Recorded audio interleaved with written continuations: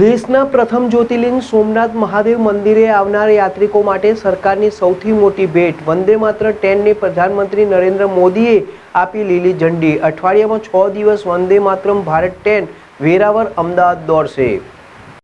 જ્યાં દેશનું પ્રથમ જ્યોતિર્લિંગ બિરાજમાન છે તે ગીર સોમનાથ જિલ્લામાં આવનાર યાત્રાળુઓને મોદી સરકારે મોટી ભેટ આપી છે। વર્ષે લાખો લોકો ગીર સોમનાથ, દીવ અને ગીરની મુલાકાતે આવે છે।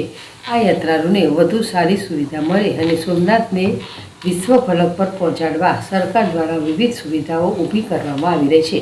ત્યારે હવે વંદે ભારત ટ્રેન આજથી પ્રધાનમંત્રી નરેન્દ્ર મોદીએ લીલી ઝંડી આપી છે। દાહોદ ખાતે પીએમએ વિડીયો કોન્ફરન્સના માધ્યમથી વંદે ભારત ટ્રેનને લીલી ઝંડી આપી વેરાવળથી રવાના કરી છે। કેવી છે વંદે ભારત ટ્રેન, અંદર એ જોઈએ। આ વંદે ભારત ટ્રેનમાં હું સોમનાથથી ત્યાંથી હું જોઈન્ટ થઈ છું। ખૂબ જ સરસ ટ્રેન છે અને વંદે ભારતમાં એકવાર લાવો લેવા જેવો છે। અને આ ટ્રેન જો હજી લાંબા રૂટ ઉપર જો લાગુ પડી જાય તો વધુ સગવડ મળી રહે બધાને, અને એ માટે આ બધું બહુ જ સરસ છે અને ટ્રેન ખૂબ જ સરસ છે।